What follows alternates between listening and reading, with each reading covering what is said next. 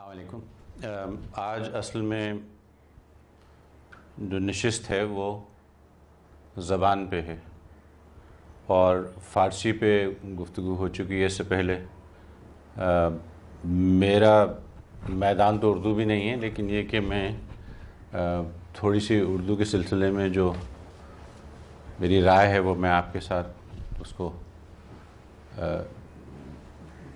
سناؤں گا، بتاؤں گا. حضرت علی کا ایک قول ہے کہ کلام کرو کہ پہچانے جاؤ. اس قول میں بہت سی چیزیں پنہاں ہیں.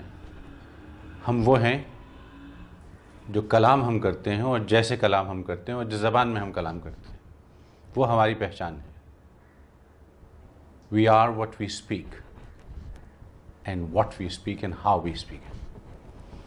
تو اردو کی میں چاہ رہا تھا کہ سب سے پہلے آپ کو جو اردو نے سفر طے کیا ہے آریاغوں کے آنے کے ساتھ،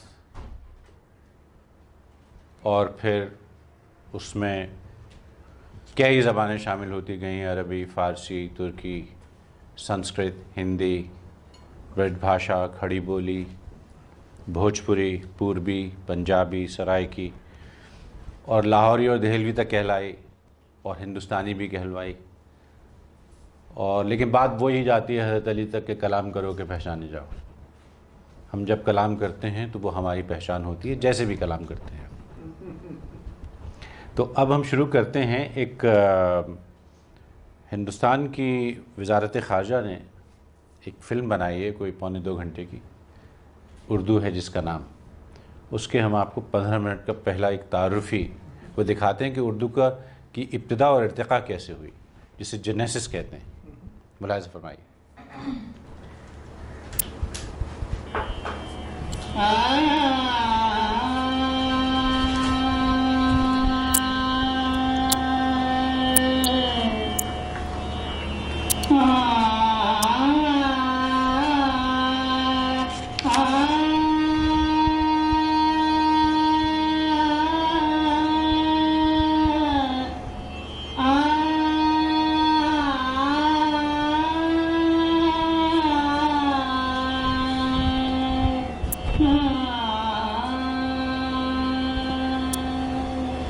کہانی ایک زبان کی، ایک زبان جو گنگا جمنا دوآب میں ہندوی کی شکل میں پیدا ہوئی، تیلگو، مراٹھی اور گجراتی کی گود میں پل کر دکنی اور گجری کی شکل میں ابھری.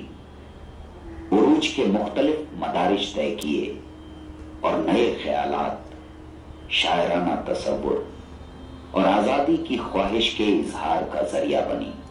دراصل یہ کہانی تہذیبوں، موسیقی اور زندگی کرنے کے طریقوں کے ایک دوسرے میں ضم ہو جانے کی کہانی ہے، یا یوں کہیے کہ یہ اردو کی کہانی ہے.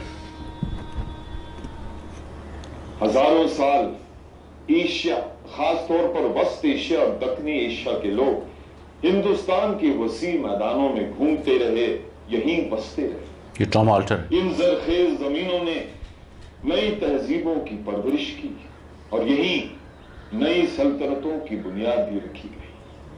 آج سے لگ بھگ 2500 سال پہلے کے دور میں یہاں کے عام لوگ پالی اور پراکرت بولتے تھے اور خواص کی زبان سنسکرت تھی.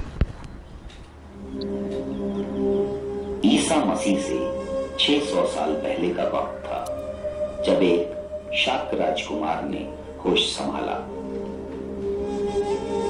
اس نے وہ تکلیفیں، وہ درد دیکھا جو زندگی کا لازمی حصہ تھا. راجکمار تکلیفوں کا حل ڈھونڈنے نکل پڑا. اس نے بے معنی رسموں اور اونچ نیچ کی نقلی دیواروں کے خلاف چلنے کا راستہ چنا. نوجوان راجکمار سدھارتھ نے سچ کو پا لیا. وہ گوتم بدھ بن گیا.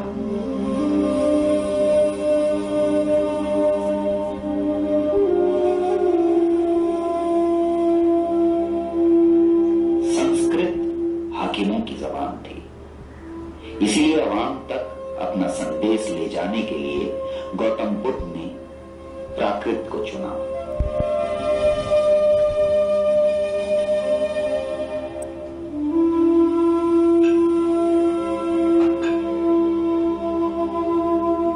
बुद्ध के पैगाम ने हिंदुस्तान और उसके आसपास के इलाके और यहां बसने वाले अवाम और खवास सब पर गहरा असर छोड़ा।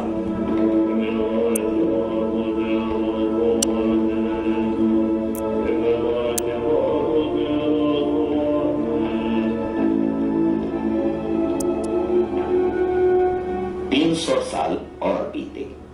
सम्राट अशोक ने कलिंग की जंग जीती और जंग की तबाही देखी।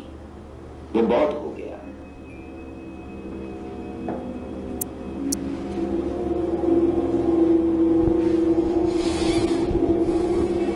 अशोक ने रहमदिली और इंसाफ से हुकूमत करने के कानून बनाए और उन्हें अवाम की जबान प्राकृत में पत्थरों पर खुदवाया।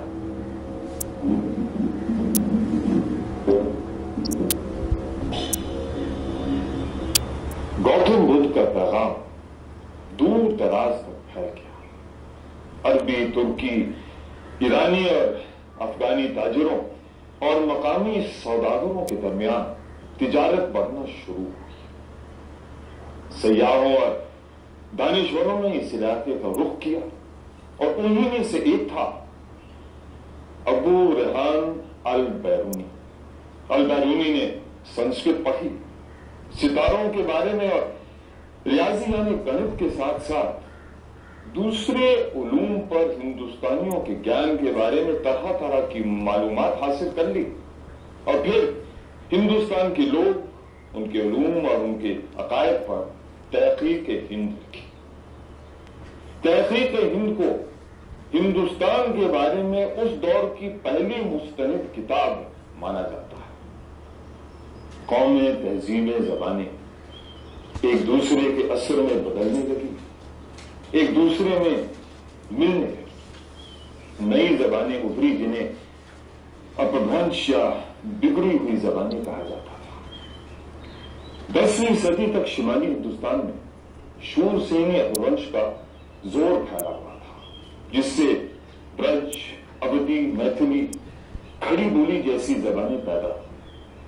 और 12वीं सदी आते आते ये एक दूसरे पर असर डालने वाले हालात और भी मजबूत हुए, क्योंकि अब यहां आने वालों में अक्सरियत उनकी थी जो यहां लूट मार करने के लिए नहीं बल्कि यहां बसने के लिए, यहां अपना घर बनाने के लिए आए थे।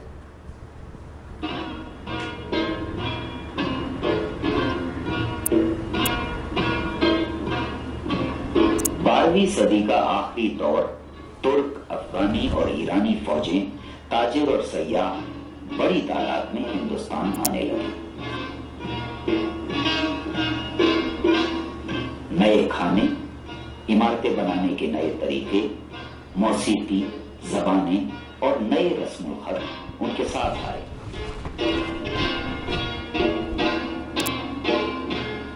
वो अपने साथ रहे चरखा और कागज बनाने की तकनीक भी लाए।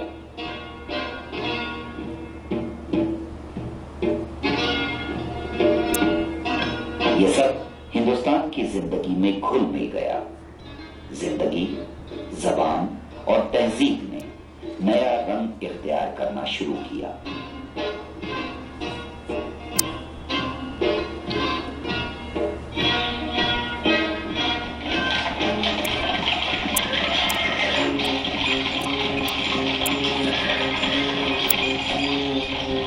बड़ी बड़ी फौजें मैदानों में धूल उड़ाती, नई सल्तनतें कायम करती, बनाती और बिगाड़ती।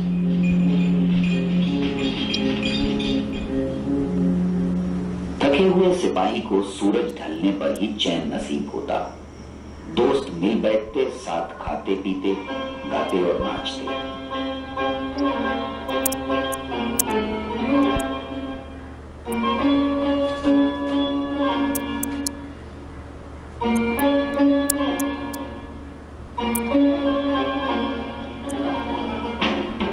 افغان سپاہی اپنی بہادری کے کارنامے دف کی تال پر چہار بیت میں گاتے ہیں۔ چہار بیت کو شمالی ہندوستان کے میدانوں میں آج بھی سنا جا سکتا ہے۔ کسانوں کے بیٹے، نئے فوجی رنگرو اپنے اپنے علاقوں کے گیت گا کر تھکن مٹاتے ہیں۔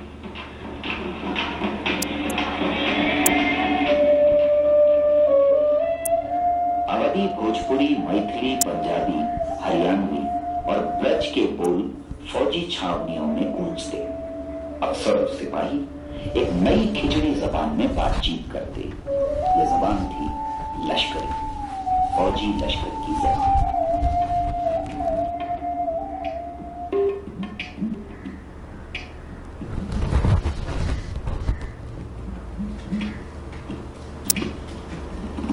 تجارت فروغ پر تھی۔ سوداگروں نے ایسے بھلے دن کہاں دیکھے تھے۔ ہر طرف سرائے بننے لگی، یہی مول بھاؤ اور سودے ہوتے۔ دور دراز کی خبریں ملتی، بھانت بھانت کے لوگ ایک دوسرے سے ملتے۔ تاجروں، کاریگروں، سرائے کے مالکوں نے پنجابی، فارسی، ترکی، کھڑی بولی، سندھی اور پشتو کو ملا کر ایک نئی زبان پیدا کی، سرائے کی یعنی سرائے کی زبان۔ چھوٹی اور بڑی حکومتیں قائم ہوئی۔ ہر سلطان نے اپنی راجدھانی بنائی اور عالیشان عمارتیں۔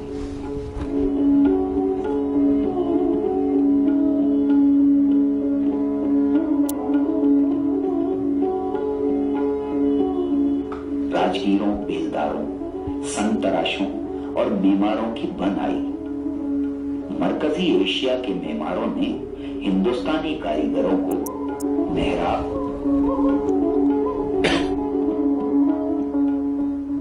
مینار اور گنبد بنانے کے گر سکھائے۔ پتھر کاٹنے والے مزدور کو سنگ تراش کا نام ملا۔ وہ پتھروں پر دیوناگری میں اپنے نام کے آگے یہ عہدہ بھی لکھنے لگا۔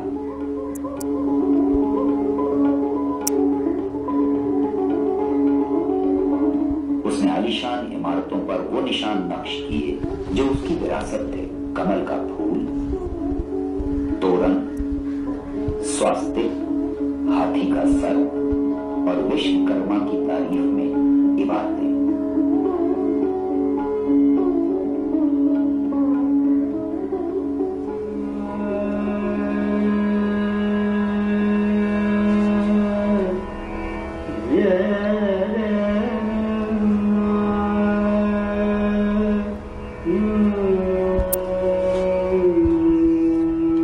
یلغار کرتی فوجوں، سودے بازی کرتے تاجروں اور تعمیر کے شور شرابے کے درمیان ایک اور لہر دھیرے دھیرے پھیل رہی تھی، صوفی خیالات کی لہر۔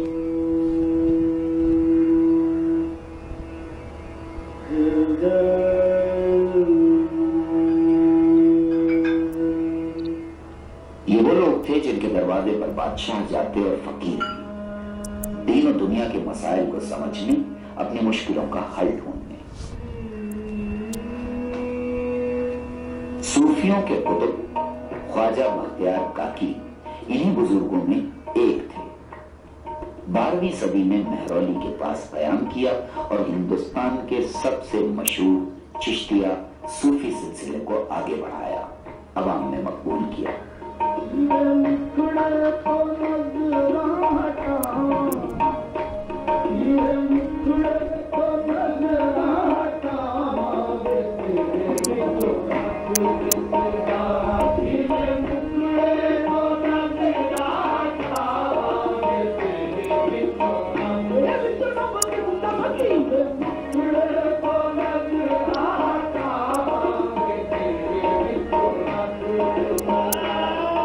صوفیوں کی خانقاہوں میں وجدآور موسیقی اور روحانی شاعری کی محفلیں ہوتی، وجود کے سوالوں پر گمبھیر سوچ بچار ہوتا۔ روشن خیالی اور رواداری کی اس روایت نے ایسے ادب اور موسیقی کو جنم دیا جو 1000 سال بعد بھی زندہ ہے۔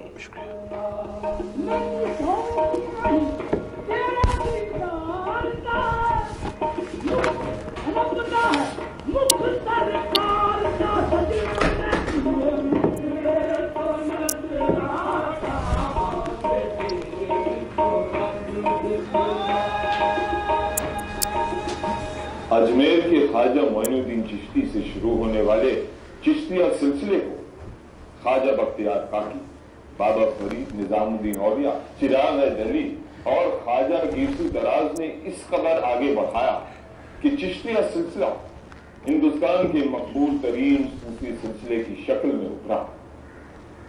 सूफियों को शायरी और मौसीकी का शौक था और इंसानियत से प्यार। सूफियों और भक्ति संतों, खासकर निर्गुणी संतों में बाहमी ताल्लुकात पड़े। दोनों कठमुल्लापन, पाखंड और बेकार की रस्मों के खिलाफ थे और दोनों अपने ख्यालात सीधी सादी जबान में आवाम तक पहुंचाना चाहते थे। तो इस तरह दरगाहों में और संतों के अखाड़ों में एक नई जबान परवान चढ़ने लगी। इस नई जबान की बुनियाद खड़ी बोली थी और अपनी बोलचाल में खड़ी बोली के अलावा दूसरी मकामी जबानों और अरबी, तुर्की और फारसी के अल्फाज को खुले दिल से अपनाया। इस नई जबान का नाम हिंदी था।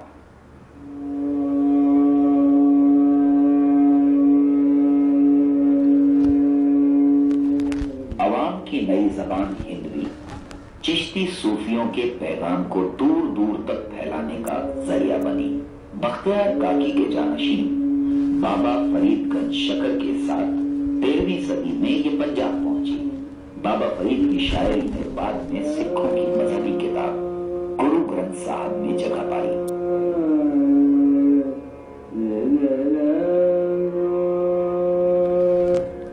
मशहूर चिश्ती सूफी बंदा नवाज गेसू दराज 14वीं सदी में हिंदवी को अपने साथ कर्नाटक ले गए। गुलबर्गा में सूफी ख्यालात और हिंदवी का एक और मरकज कायम हुआ।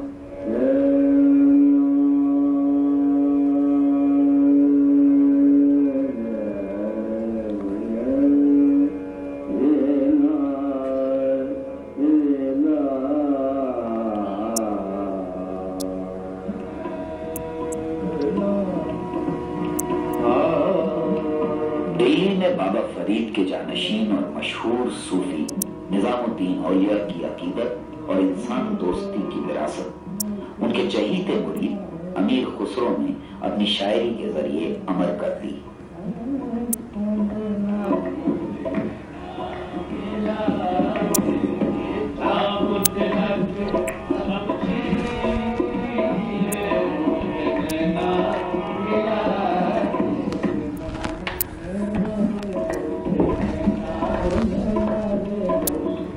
सात जबानों के आलिम खुसरो ने फारसी मसनवियां लिखी। हिंदवी और फारसी की पहली लुगत खालिद बारी तैयार की, सुल्तानों की तारीखें लिखी और हिंदुस्तानी मौसीकी पर तहकीक की। अपनी मशहूर मसनवी नूर से पहर में खुसरो ने हिंदुस्तान के लोगों, यहाँ की मौसम, पेड़ पौधों, मौसीकी, तमद्दुन, जबानों और उलूम की तारीफ में लाजवाब शायरी की।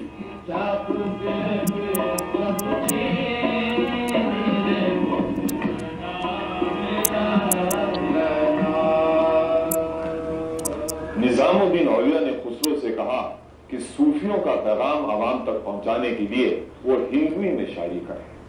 खुसरो की पहेलियां, तो सुखने, कै मुकन्नियां और कवालियां कबीर के दोहों की तरह मकबूल हुई और आज भी गाई जाती है।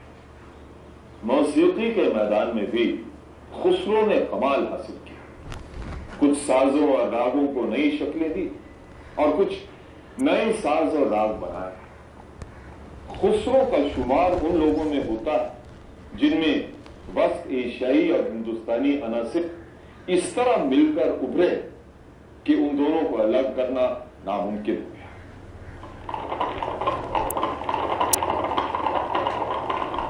सूफी अवाम तक पहुंचने के रास्ते ढूंढ रहे थे और सुल्तान अपनी रियासतों की सरहदें बढ़ा रहे थे। सूफियों ने कस्तन और सलातीन ने अनजाने में हिंदवी को फलने फूलने के मौके दिए। अलाउद्दीन खिलजी ने 1297 में गुजरात पर कब्जा कर लिया और मोहम्मद बिन तुगलक ने 1327 में दिल्ली की सारी आबादी को दक्कन में अपनी नई राजधानी देवगिरी कूच करने का हुक्म दिया। इस तरह हिंदवी गुजरात और दक्कन जा पहुंची।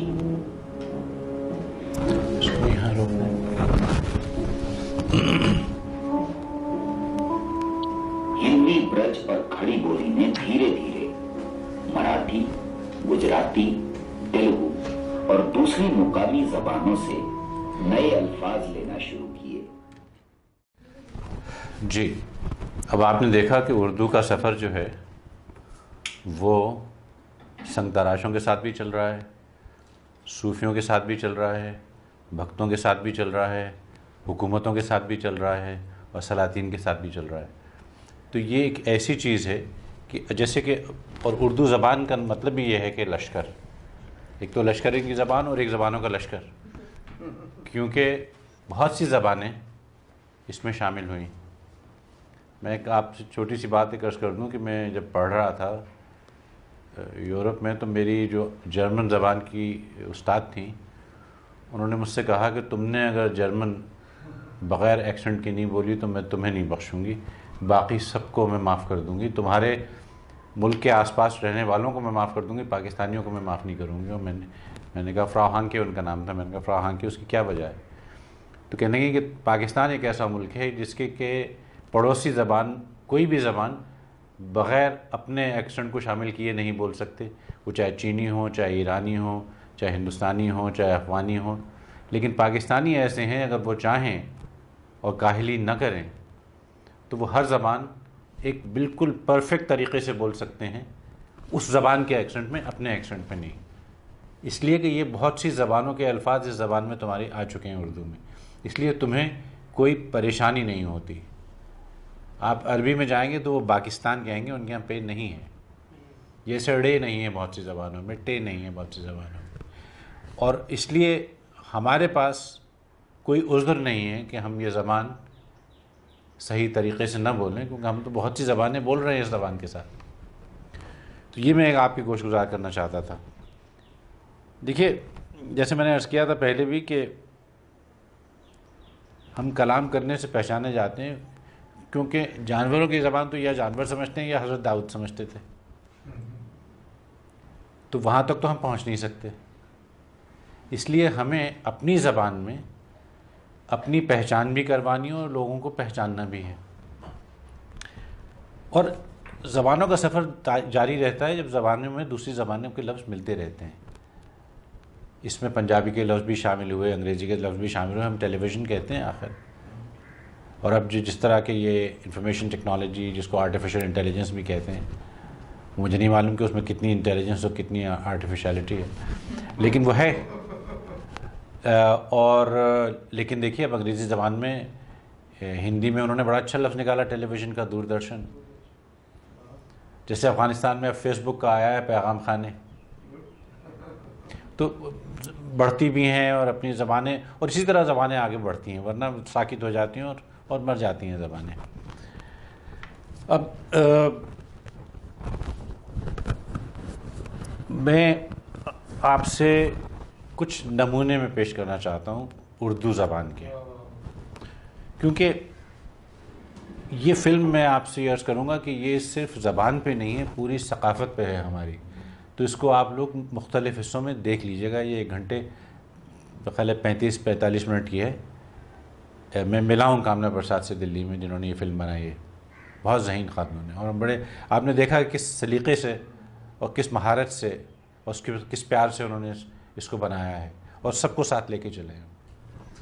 तो मैंने अर्ज़ किया था कि हमारी ज़बान हमारी पहचान है, वो अच्छी हो तो भी, बुरी हो तो भी।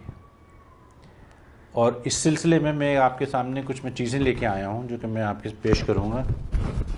और एक मैं नस्र सुना रहा हूँ, और वो भी इसलिए कि ये हमारी एक तहज़ीब जो नहीं रही उसकी पहचान है। ये जोश साहब की एक सवाने थी, यादों की बारात। तो اب اس میں معاشقے بھی بہت تھے، تو کچھ لوگوں نے کہا کہ اس کا عنوان ہونا چاہیے تھا باراتوں کی یاد، لیکن اس میں انہوں نے ایک صفحہ میں نے اس میں سے نکالا ہے کہ نثر میں کیا خوبصورتی، کیا لوچ اور کیسی زبان ہے. کچھ لوگوں کو شاید یہ نہیں پتہ ہوگا جوش ملی آبادی بہت بڑے شاعر تھے، ملی آباد سے آئے تھے، اودھ سے، اور پاکستان میں آباد ہو گئے جہاں ان سے کوئی اچھا سلوک نہیں کیا گیا، یعنی ان پہ پابندی لگا دی گئی. وہ کہہ رہے ہیں، ایک صفحہ ہے اپنی سوانے میں، میری مونچھوں کے کونڈے.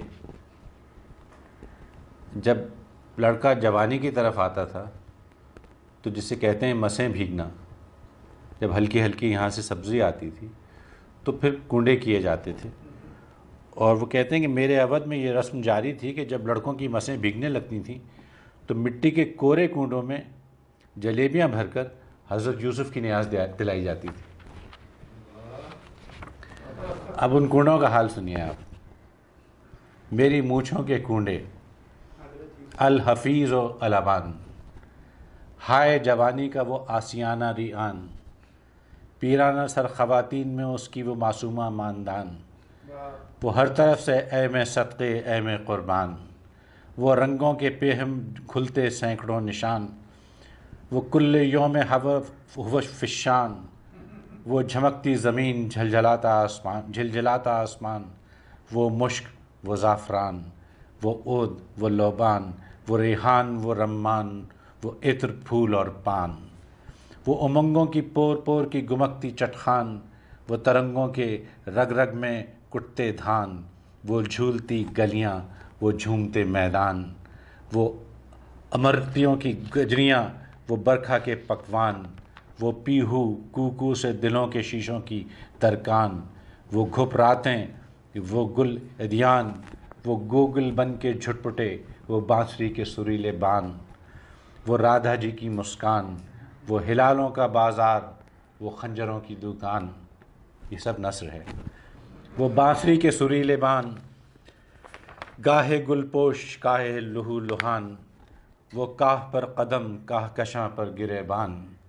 وہ اشفوں کے گرداب وہ اربدوں کے طوفان. وہ نرالے ہاں کے انوکھے مچان، وہ جھوٹے وعدے سچے پیمان. وہ پہاڑوں کی تول پلکوں کے میزان، وہ کانٹوں کے حصار پھولوں کے ایوان. وہ شیشوں کے در وہ پتھر کے دربان.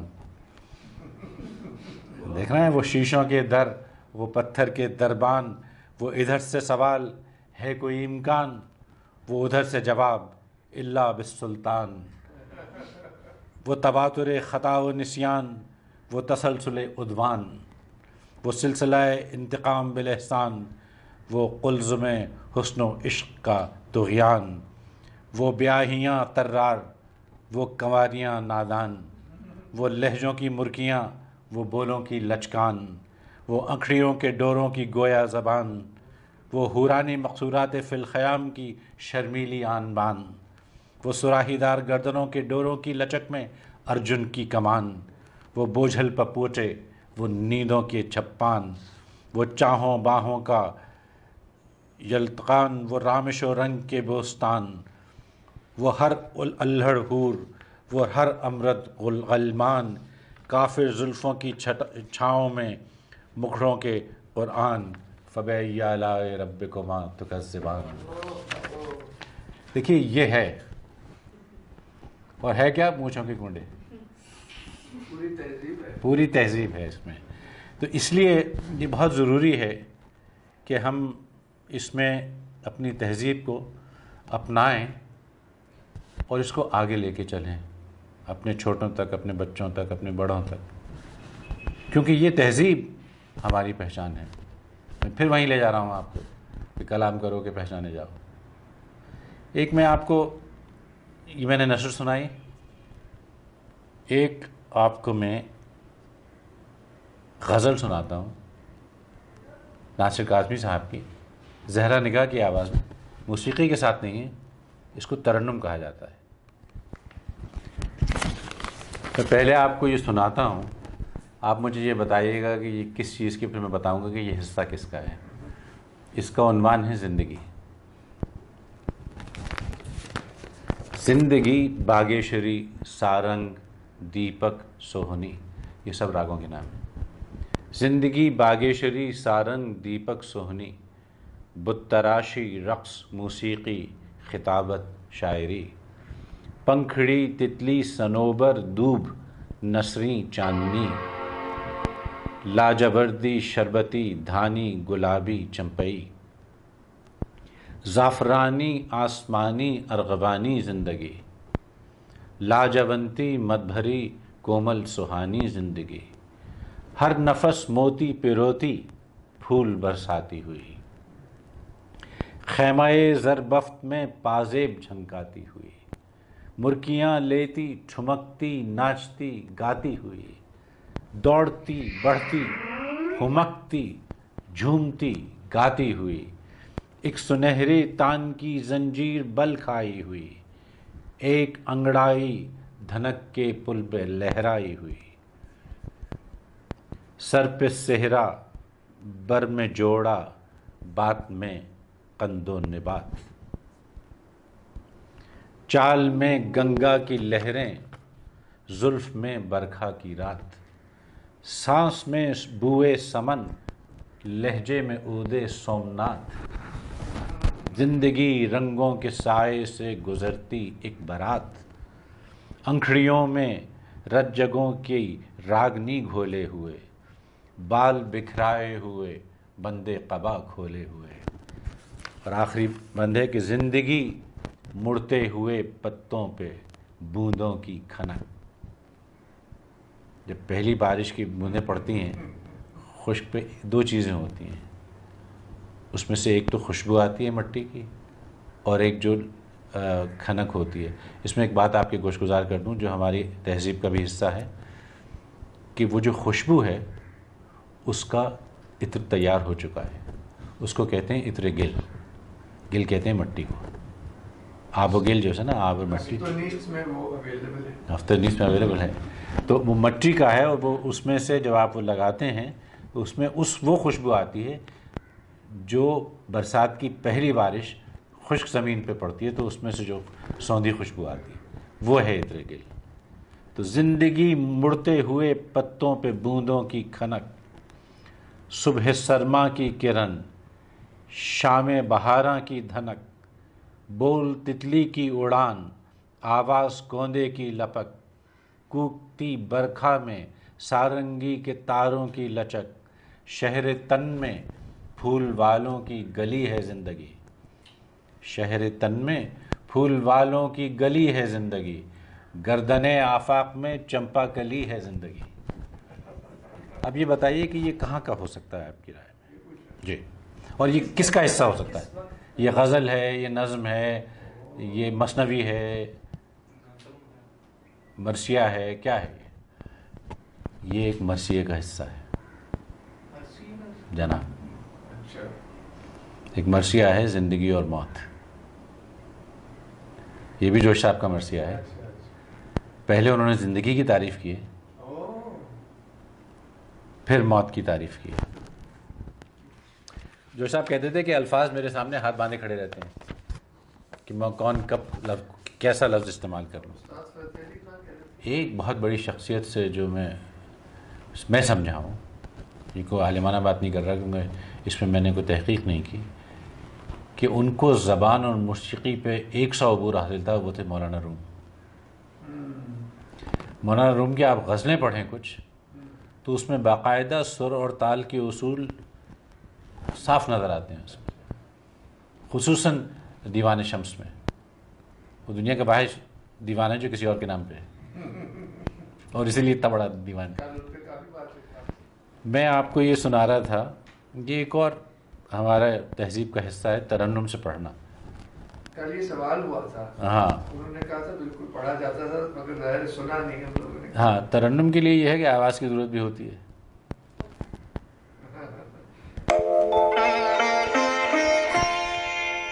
زہرا نگار خود بھی شاعرہ ہیں، بڑی شاعرہ ہیں، غالباً سب سے بڑی شاعرہ ہیں اردو زبان کی خواتین میں۔ انہوں نے اپنا کلام نہیں، ناصر کاظمی کی غزل پڑھی ہے اپنے ترنم میں۔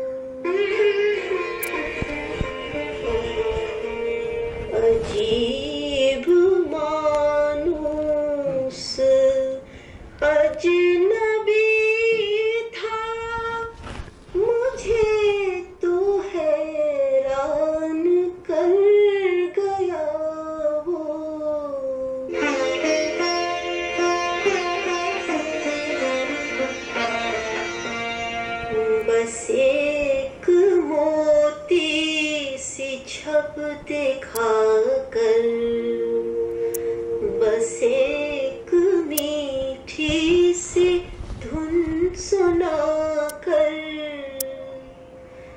ستارہ یہ شام بن کے آیا برنگ خواب سحر گیا ہو.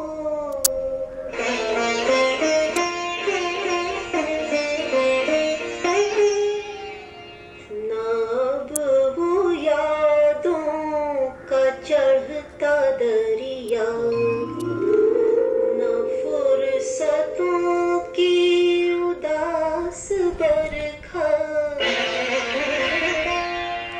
یوں ہی ذرا سی کسک ہے دل میں جو زخم گہرا تھا بھر گیا ہو.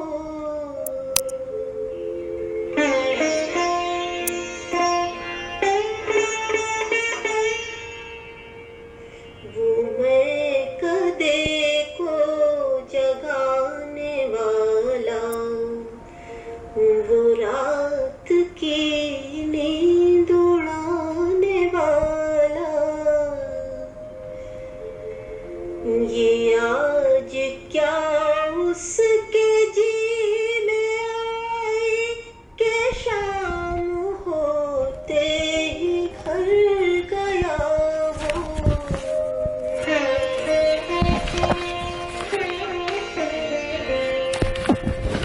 وہ ہجر کی رات کا ستارہ، وہ ہم نفس ہم سخن ہمارا، صدا رہے اس کا نام پیارا، سنا ہے کل رات مر گیا ہو.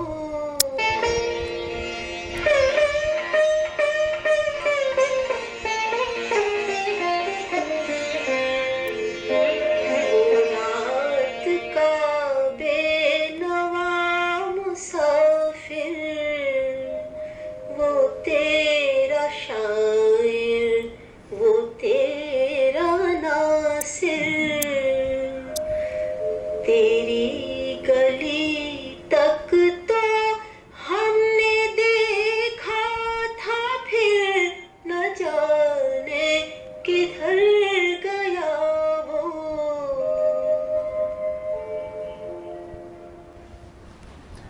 آپ نے 3-4 نمونے ملاحظہ فرمائے زبان کے. میں عرض کروں کہ اس لیے نہیں کہ یہ ہماری زبان ہے، مجھے اتفاق سے میں جرمن بولتا ہوں کیونکہ میں وہاں پڑھ چکا ہوں. مجھے فرانسیسی سے تھوڑی بہت یہ ہے کہ گزارا ہو جاتا ہے جب میں جاتا ہوں وہاں پہ. میں اس سے پہلے یہ سمجھتا تھا کہ فرانسیسی غالباً سب سے خوبصورت زبان ہے. یہ لاطینی زبانیں جو ہیں، اٹالین ہے، اسپینش ہے، لیکن فارسی سننے کے بعد مجھے اندازہ ہوا کہ اس کے بعد تو حضرت داؤدی بولیں تو بولیں. ایسی زبان، اور اس میں فارسی، اردو، سرائکی، پنجابی، میں کوئی دعویٰ نہیں کرتا لیکن میرا خیال ہے اس سے بہتر زبانیں، اس سے خوبصورت زبانیں دنیا میں نہیں ہیں، اور ہمیں اس کا احساس تک نہیں ہے، اس کی قدر نہیں ہے کیونکہ ہمارے پاس ہے. اور ہمیں زبان کے ساتھ تو ظلم جو ہوگا ہم اپنے ساتھ بھی ظلم کر رہے ہیں کہ اس کو ہم استعمال میں نہیں لا رہے. اور پنجابی کے ساتھ جو ظلم ہو رہا ہے، اس قدر زبردست زبان ہے. ہمیں جس زبان میں بلے شاہ، شاہ حسین، سلطان باہو، بابا فرید، خواجہ غلام فرید، مطلب لمبی ایک فہرست ہے کہ فیض صاحب کو کہنا پڑا کہ ہم پنجابی میں کیا کہیں جب وہ لوگ کہہ گئے سب کچھ. تو پیر وارث شاہ، مطلب یہ چھوٹی شیکسپیئر کا درجہ ہے ان کا، لیکن کیونکہ ہم نے اس کو اتنی ہمت نہیں دی، عزت جتنی کی گنجائش تھی، اس لیے ہمیں اس کو آگے بڑھانا ہوگا، اپنے تک نہیں رکھنا ہوگا اس کو. میں آپ سے کچھ سوال جو آپ لوگوں کو ہوں گے وہ اگر آپ کرنا چاہیں، میں عالم آدمی نہیں ہوں، میرا ذریعہ روزگار کچھ اور ہے، بالکل مختلف ہے جو میں کر رہا ہوں اس سے، لیکن یہ کہ یہ میرا شوق ہے اور لگن ہے اور دیوانگی ہے، جس میں کہ تیمور صاحب کا اور کوثر صاحب کا برابر کا ہاتھ ہے۔ تو آپ لوگ کچھ سوال کرنا چاہیں؟